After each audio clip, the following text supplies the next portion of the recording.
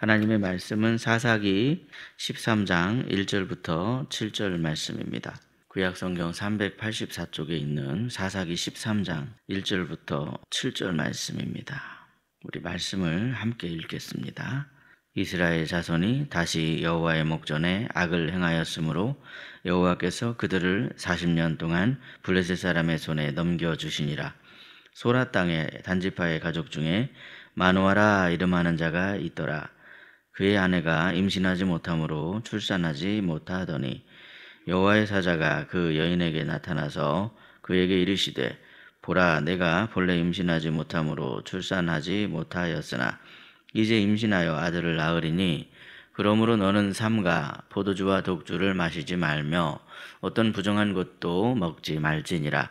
보라, 내가 임신하여 아들을 낳으리니 그의 머리 위에 삭도를 대지 말라. 이 아이는 태에서 나옴으로부터 하나님께 바쳐진 나시림이 되님이라. 그가 블레셋 사람의 손에서 이스라엘을 구원하기 시작하리라 하시니 이에 그 여인이 가서 그의 남편에게 말하여 이르되 하나님의 사람이 내게 오셨는데 그의 모습이 하나님의 사자의 용모 같아서 심히 두려움으로 어디서부터 왔는지를 내가 묻지 못하였고 그도 자기 이름을 내게 이르지 아니하였으며 그가 내게 이르기를 보라, 내가 임신하여 아들을 낳으리니 이제 포도주와 독주를 마시지 말며 어떤 부정한 것도 먹지 말라. 이 아이는 태에서부터 그가 죽는 날까지 하나님께 바쳐진 나시림이 됨이라 하더이다 하니라. 아멘. 금요일 새벽에 사사기의 말씀으로 하루의 삶을 시작하시는 저와 여러분의 삶에 하나님의 은혜와 평강이 가득하시기를 예수님의 이름으로 축복합니다.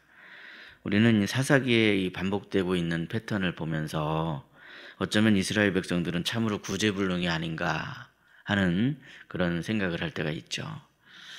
하나님께서 이스라엘 백성을 택하신 이유가 과연 무엇입니까? 하나님께서 이스라엘 백성을 택하신 이유는 다름이 아니라 세상의 기준대로 살지 않고 하나님의 기준대로 살아라. 그렇게 하나님의 기준대로 삶을 살게 하기 위해서 하나님께서 이스라엘 백성들을 택하셨다는 것이죠. 그런데 이스라엘 백성들은 하나님의 기준대로 살려고 하기보다는 이 가나안 땅에 들어와서 세상의 방식, 특별히 하나님께서 가증히 여기시던 이 가나안의 방식으로 삶을 살았더라는 것이죠. 그럼에도 하나님께서는 이들을 포기하지 아니하셨습니다. 이들을 포기하지 아니하시고 이스라엘 주변에 있던 이 이방 족속들의 압제를 통해서 그들에게 압제를 당하게 하심으로 고통을 통해 하나님의 뜻에서 벗어나 있는 자기 자신의 모습을 깨닫게 해주셨더라는 것이죠. 그런데 여러분, 문제는 무엇일까요? 우리가 단지 죄를 깨닫는 데에서 그치면 안 되더라는 겁니다. 하나님께서 죄를 깨닫게 해주시면 내가 죄에 빠져 있구나, 이것은 하나님의 뜻이 아니로구나, 이 길은 복된 길이 아니로구나, 그렇게 깨달았으면 반드시 어떻게 해야 됩니까? 그 길에서 돌이켜서 하나님께로 향해야만 합니다. 그것이 바로 회개 아니겠습니까? 그런데 이스라엘 백성들은 그냥 그렇게 세상의 기준대로 삶을 살면서 그러한 삶에서 완전히 돌이키려 하지 않고 그렇게 삶을 살다가 결국 죄가 죄인 줄도 모르는 영적인 마비 상태에 빠지게 되었더라는 겁니다. 사사기에는 이러한 패턴들이 계속해서 반복되고 있죠. 그러니까 세상의 기준대로 살아가던 하나님의 사람들이 하나님께서 죄를 깨달으라고 일으키신 그 이방 사람들의 압제를 통해서 죄를 깨닫고 그들이 부르짖으면 하나님의 도움을 상징하는, 나타내고 있는 사사를 일으키심으로 말미암아 사사들을 통해서 그들을 구원해 주시고 다시금 내가 하나님의 방식대로 살아가겠습니다, 그렇게 다시금 다짐해보는 그런 이야기들이 계속 반복적으로 이 속에 담겨져 있습니다. 사사기의 말씀을 읽어보면 오늘 말씀 이전에 무려 6번이나 내가 다시금 하나님의 방식대로 살겠습니다, 그렇게 하는 모습들이 6번이나 그 패턴이 반복되고 있습니다. 죄를 지으면 하나님께서 사사를 보내주시고 사사를 통해 구원해 주시면 내가 이제는 다시는 죄 짓지 않고 하나님의 방식대로 살겠습니다, 그렇게 하는 방식이 6번이나 반복되고 있는데, 그런데 문제는 지금 이 사사기에서의 마지막 12번째 사사로 등장하는 삼손, 이 삼손이 이제 사사로 나타나게 될 그 시기에는 이스라엘 백성들이 더 이상은 죄를 짓고도 회개를 하지 않았다는데 그 문제가 있습니다. 이제 더 이상 전혀 하나님을 찾고 있지 않더라는 것이죠. 고통을 당하면 하나님을 찾기 마련이었는데 이들이 블레셋에게 40년이나 고통을 받았음에도 불구하고 더 이상 이들은 하나님을 찾고 있지 않는 그런 모습입니다. 우리 본문 1절 말씀인데요. 1절 말씀을 함께 읽겠습니다. 이스라엘 자손이 다시 여호와의 목전에 악을 행하였으므로 여호와께서 그들을 40년 동안 블레셋 사람의 손에 넘겨주시니라. 아멘. 이스라엘 백성들은 무려 40년 동안이나 블레셋 사람들에 의해서 고통을 당했지만 이제는 더 이상 이들이 하나님을 찾지도 않습니다. 이스라엘 백성들이 더 이상 하나님을 구하지 않습니다. 하나님의 도우심을 구하지 않고 있습니다. 여러분, 우리는 이 본문의 말씀을 통해서 이스라엘 백성들이 당시 영적인 상태가 얼마나 심각했나 하는 것을 우리가 알 수 있습니다. 이스라엘 백성들은 세상적인 삶에 그냥 깊숙이 빠져들게 되었습니다. 마음이 어두워지고 둔해져서 더 이상 이들은 하나님의 방식이 무엇인가 그런 것도 생각하지 못한 채로 고통을 당하고 있으면서도 다시금 하나님께로 향하려 하지 않는 그런 안타까운 상태가 되어버리고 말았더라는 것이죠. 여러분, 고통이 왔을 때 하나님을 찾는 것은 그것은 축복입니다. 하나님을 향하는 그런 마음이 있다는 것이 얼마나 귀한 것인지 모릅니다. 그런데 고통이 있어도 하나님을 찾으려 하지 않으면 희망이 없더라는 것이죠. 하나님을 찾아야 뭔가 희망이라도 있을 거 아니겠습니까? 그런데 이스라엘 백성들에게는 더 이상 그런 모습들이 남아있지 않았다는 데 있습니다. 여러분, 우리도 마찬가지입니다. 우리에게도 여전히 세상의 기준대로 삶을 살아라 하는 그런 유혹들이 얼마나 많은지 모릅니다. 그런데 우리는 예수 그리스도를 통해서 하나님의 자녀가 된 사람들입니다. 예수 그리스도를 통해서 하나님의 사람이 되었고 하나님의 말씀대로 내가 살겠습니다. 그렇게 결단해야만 하는 그런 사람들이 바로 저와 여러분이더라는 것이죠. 이러한 상황에서 우리는 반드시 하나님이 기뻐하시지 않는 세상의 방식이 무엇인가를 분별해야만 합니다. 그러지 못하면 하나님께서 싫어하시는 악한 행동들을 아무런 생각 없이 저지르며 삶을 살아갈 수도 있기 때문에 그렇습니다. 그러므로 우리는 하나님의 도우심을 힘입는 사람이 되어야만 합니다. 하나님께서 기뻐하시지 않는 그런 모습의 삶은 절대로 복 있는 삶의 모습이 아니기 때문에 그렇습니다. 그러므로 오늘도 세상을 살아가실 때에 하나님의 도우심을 힘입어 매 순간 하나님이 기뻐하시는 복 있는 삶의 모습으로 세상을 살아가시는 거룩한 하나님의 자녀가 되시기를 예수님의 이름으로 축복합니다.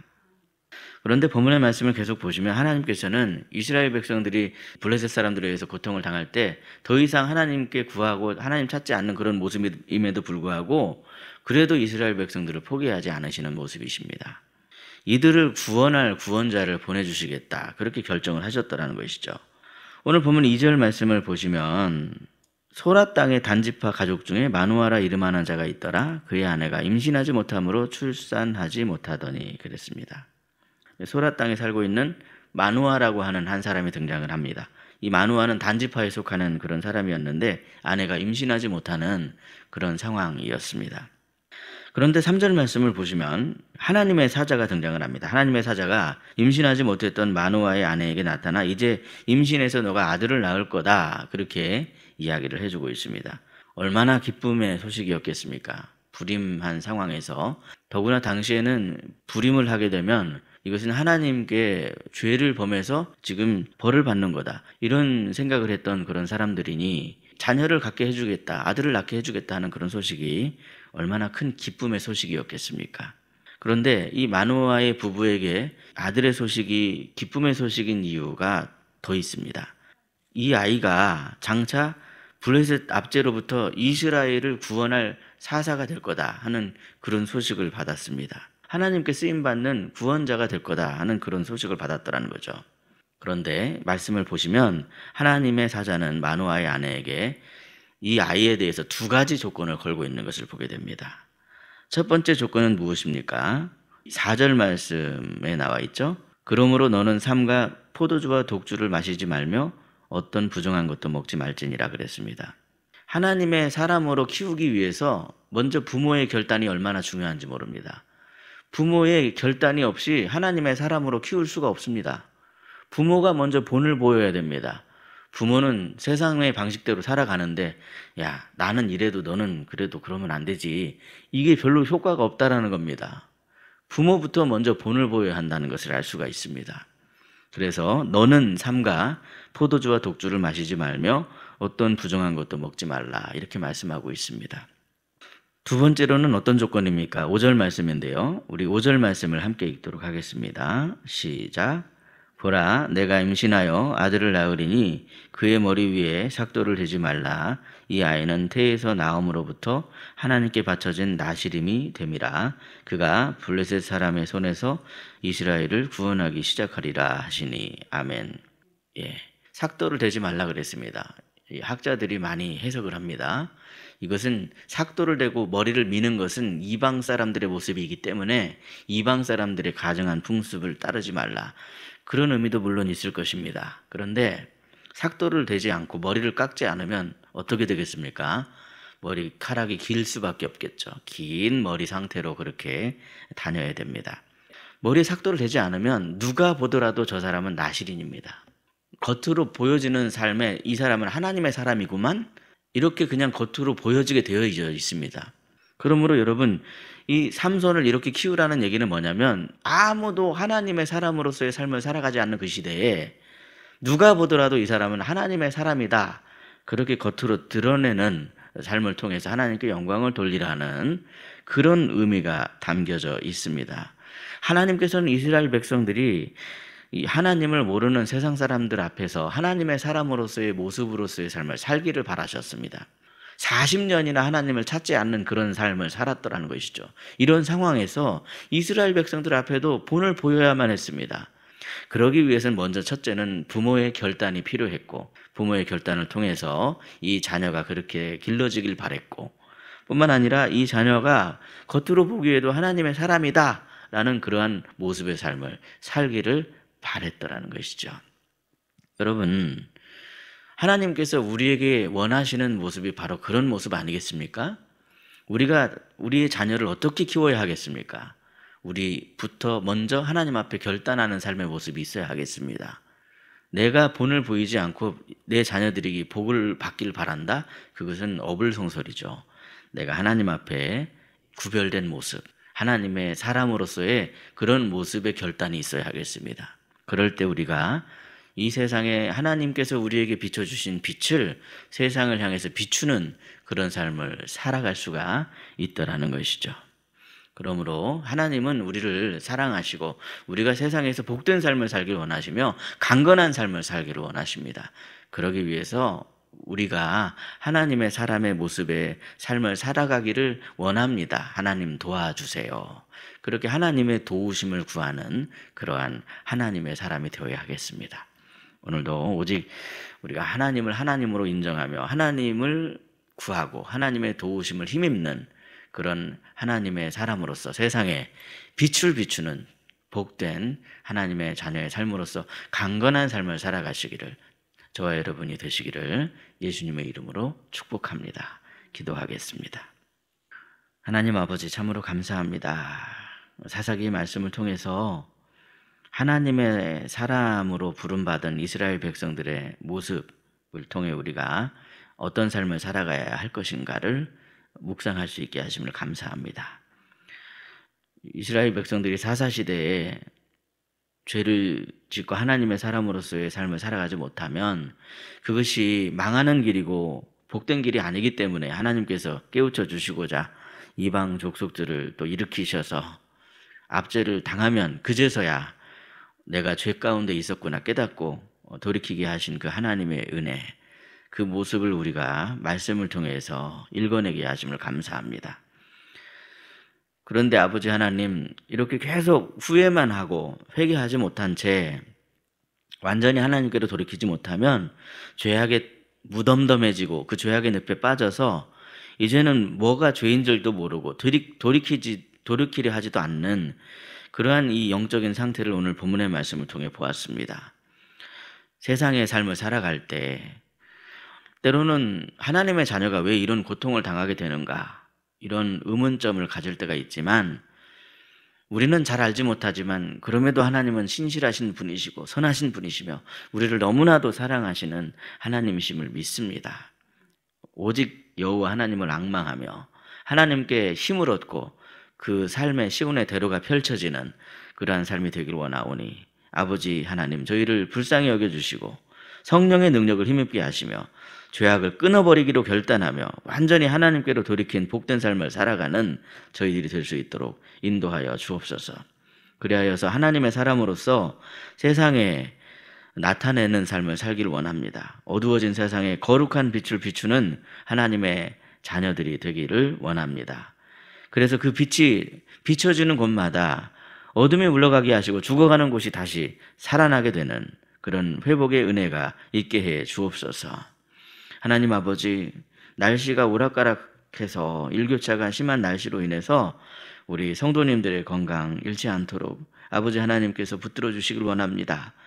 육신의 질고와 마음의 상처로 인해 아픔을 당하며 눈물 짓는 성도 없도록 우리 사랑하는 성도들 연약함에 빠지지 않게 하시고 보듬어 주시며 주님의 못자국 난 손길로 어루만져 주시길 원합니다. 회복되게 하여 주옵소서.